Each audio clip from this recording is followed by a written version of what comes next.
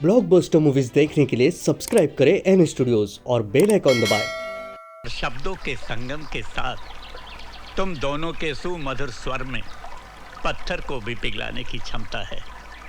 बहुत अच्छा गाने लगे हो तुम दोनों। मन आनंदित हो गया है। सब आपकी शिक्षा और आशीर्वाद का फल है गुरुदेव। हमने अपने जीवन भर की तपस्या का फल तुम लोगों को क्यों दिया है जानते हो? हाँ, प्रभु श्री राम की भक्ति से हमें पुण्य मिलेगा और हमारा जीवन सफल होगा। हाँ, जाओ, तुम्हारी माता प्रतीक्षा कर रही है। प्रणाम।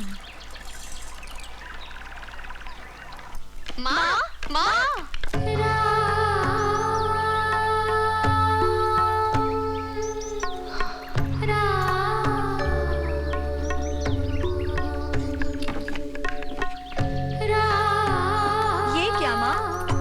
अच्छा नहीं गाया? हमसे कुछ अपराध हुआ है माँ। हमारे किसी कार्य से तुम्हारे मन को चोट पहुंची है? किसी ने तुमसे कुछ कहा है माँ? बताओ माँ, तुम्हें क्या कष्ट है? क्या चिंता है माँ? जो पुत्र अपनी माँ की चिंता दूर न कर सके, उसका जीवन व्यर्थ है। बोलो माँ, बोलो, तुम्हें क्या चाहिए? यदि तुम कहो तो हम तुम्हारे चरणों में स्वर्ण का अंबार लगा दें। तुम दोनों मेरे लिए किसी भी स्वर्ण के अंबार से बढ़कर हो। पुत्रों, मेरी संपदा हो। तुम्हारे अतिरिक्त मुझे कुछ भी नहीं चाहिए। तो फिर तुम रो क्यों रही हो माँ? तुम दोनों के मुख से रामायण का मधुर गायन सुनकर मेरा हृदय भर आया और खुशी से आंखें भर आई। क्या खुशी में भी आंखें भर आती है माँ? हाँ, यदि खुशी खुशी जैसी हो। माँ। सीता राम जैसी दंपत्ति समस्त भूलोक में आज तक नहीं हुई, संभवतः होगी भी नहीं। इसलिए सीता के वियोग का दुख राघवेंद्र को जीवन भर रहेगा। क्या ऐसा कोई उपाय नहीं जिससे राम के दुख का भी निवारण हो जाए और प्रजा भी सुखी हो जाए?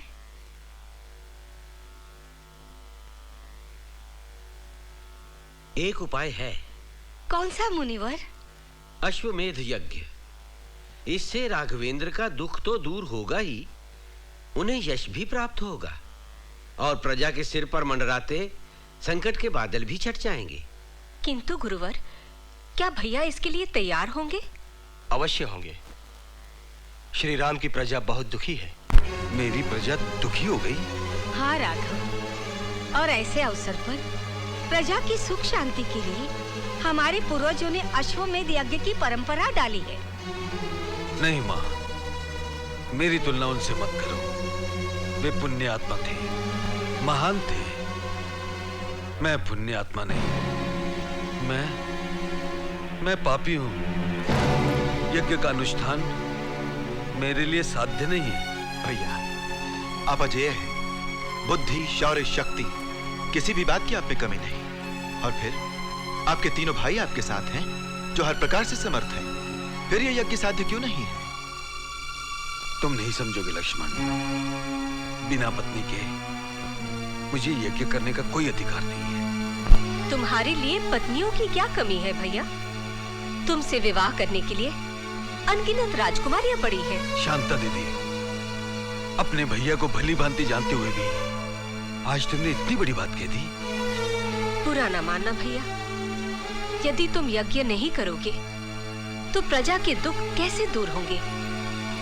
तुम्हें दूसरा विवाह करना ही होगा। दीदी, सूर्य पूर्व की अपेक्षा पश्चिम से निकल सकता है, चंद्रमा अपनी शीतलता बरसाना छोड़ सकता है, लेकिन तुम्हारा भैया राम, आप सबका प्रिय राम, अपना एक पत्नी व्रत कभी भंग नहीं कर सकता।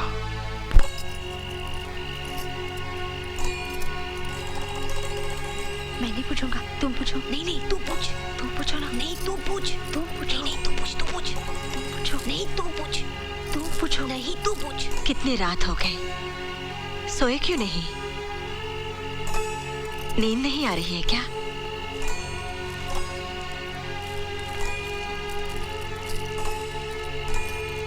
हाँ माँ, नींद नहीं आ रही है।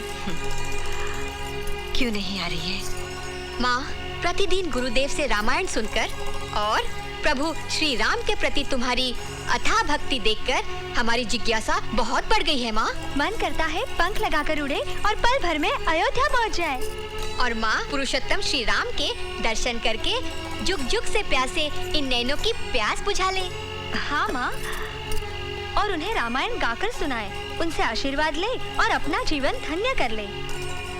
मेरे बेटो, तुम दोनों के जीवन में ऐसा अवसर आए, ये मेरे हृदय की सबसे बड़ी कामना है। तो फिर तुम हमें अयोध्या जाने की आज्ञा क्यों नहीं देती माँ?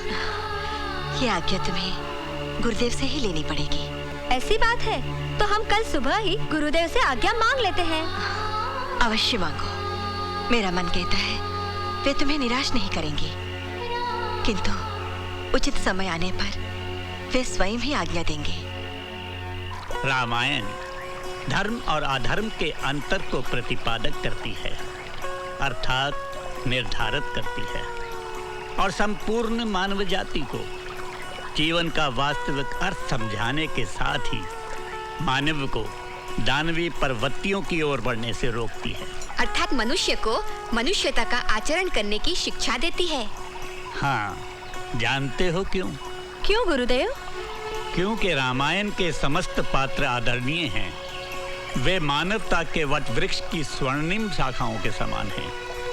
इसलिए रामायण मानवता के लिए शिक्षाप्रद और कल्याणकारी है। जब तक संसार में धरती, आकाश, चांद और सूरज रहेंगे, तब तक रामायण भी तेजों में बनी रहेगी। तुम दोनों अयोध्या जा रहे हो। हमें विश्वास है कि तुम अपने मधुर स्वरों में रामायण को गा गा कर जन जन तक पहुंचाओगे। हम आपके आदेश का पालन करेंगे गुरुदेव। हम जानते हैं ये दिव्यास्त्र है। जैसे तुम रामायण के गायन में पारंगत हो, वैसे ही अस्त्रों और शस्त्रों के प्रयोग में भी। फिर ये दिव्यास्त्र क्यों गुरुदेव? तुम्हारी सुरक्षा के लिए। तुम दोनों पहली बार तपोवन से बाहर जा रहे हो।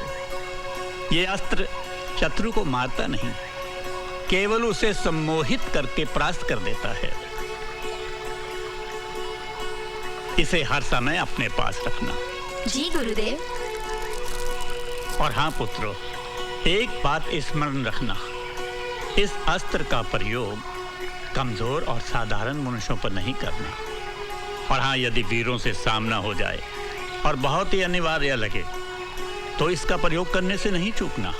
हम अवश्य ही आपकी आज्ञा का पालन करेंगे गुरुदेव। माँ, गुरुदेव ने अयोध्या जाने का आदेश दे दिया है। क्यों तुम प्रसन्न नहीं हो? क्या तुम्हें हमारा वहाँ जाना पसंद नहीं है? पसंद नहीं, ये बात नहीं है पुत्र। फिर तुम इस प्रकार उदास और चिंतित क्यों हो? केवल इसलिए कि तुम लोग सार्वजनिक गायकों की तरह वहाँ जा रही हो, रघुकुल के विशेष निमंत्रण पर नहीं। तो क्या हुआ? हम तुम जैसी वीर माता के पुत्र हैं, हमें भय किस बात का? माँ, ये नहीं समझना, हमें वीणा के सुरों पर केवल रामायण गाना ही आता है। समय आने पर हम अपने धनुष की टंकार से तीनों लोगों को हिला सकते हैं। यही तो है मेरी चिंता, यही है मेरी व्यथा। जब से गुरुदेव ने तुम्हें अयोध्या जाने के लिए आदेश दिया है, तब से मेरे मन को यही भय सता रहा है कि तुम दोनों वहां जाकर कुछ कर ना बैठो। माँ, तुम्हारी पुनीत गोद में पलकर हमारी आयु बढ़ी है। गुरुवर से हमें अपार ज्ञान मिला है। तुम बिल्कुल निश्चिंत होकर और हमें आशीर्वाद देकर भेजो माँ। हाँ माँ, जाने कब से हमारी आंखें प्रभु श्री राम के दर्शनों के लिए आतुर हैं। दर्शन करो पुत्रों, चाहो तो अपनी आंखों पर मेरी आंखें भी लगाकर प्रभु को जी भरकर देख कर आओ। वे दर्शनीय ही नहीं, पूजनीय भी है।